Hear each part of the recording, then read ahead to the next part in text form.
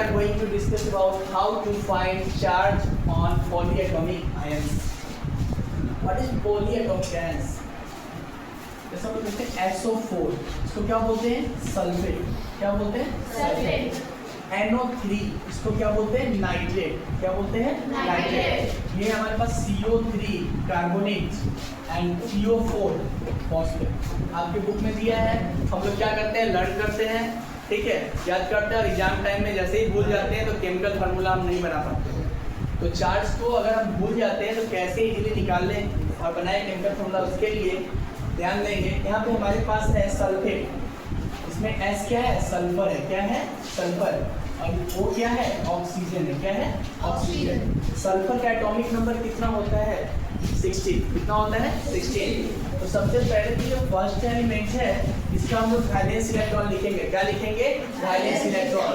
तो सल्फर का 16, तो इसका इलेक्ट्रॉनिक कंफर्मेशन क्या होता है? 286. और हम लोग जानते हैं कि लास्ट ऑर्बिटल में जो प्रोजेक्ट होता है उसी को वैलेंस इलेक्ट्रॉन बोलते हैं. तो सबसे पहले लिखेंगे 6 प्लस ये जो दिया है ये क्या है? एटम्स है. क्या है? एटम्स. यहाँ लिखेंगे 4, और ऑक्सीजन का हमको पता है कि वैलेंसी होता है -2. होता है ना? तो बताओ 6 प्लस 4 2 जा 8 -8. अब इसको बनाएंगे प्लस माइनस माइनस, तो क्या आ जाएगा? -2. तो सल्फेट का चार्ज क्या होता है? -2. अब जब ये कार्बोनेट है, कार्बोनेट में क्या है? कार्बन. कार्बन का वैलेंस इलेक्ट्रॉन क्या होता है? 6 होता है एटॉमिक नंबर. 6 होता है तो क्या हो जाएगा? 2 और 4. तो वैलेंस इलेक्ट्रॉन क्या हो गया? 4 प्लस नंबर ऑफ एटम्स कितना है? 3. नंबर ऑफ एटम कितना है? 3 इनटू ऑक्सीजन की वैलेंसी -2 होता है ना? तो बताओ 4 प्लस -6 क्या आएगा? बताओ 4 -6 क्या हो जाएगा? -2. कार्बोनेट का चार्ज भी क्या होता है? -2. फॉस्फेट. फॉस्फेट में क्या है? फास्फोरस है. फास्फोरस का एटॉमिक नंबर कितना होता है? 15. कितना होता है? 15. इसका इलेक्ट्रॉनिक कंफर्मेशन निकालेंगे तो क्या हो जाएगा? 285. लास्ट ऑर्बिट जो प्रेजेंट होता है उसी को हम लोग क्या बोलते हैं? Valence electron. तो सबसे पहले फास्फोरस का वैलेंस इलेक्ट्रॉन लिखेंगे 5 प्लस क्या बताएं? Number of atoms. Number of atoms कितने हैं? 4.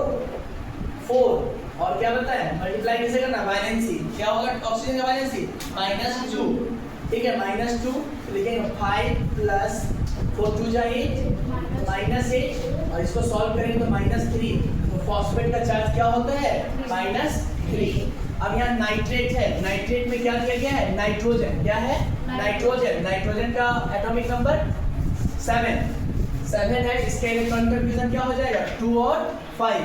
तो वैलेंस इलेक्ट्रॉन क्या होता है? लास्ट ऑर्बिटल जो प्रेजेंट होता है उसको बोलते हैं वैलेंस इलेक्ट्रॉन. तो सबसे पहले नाइट्रोजन का valence electron plus number of atoms जो दिया है, ये क्या है? एटम्स दिया है. तो नंबर ऑफ एटम्स कितने हैं? 3. और इसका वैलेंसी क्या होगा? 2.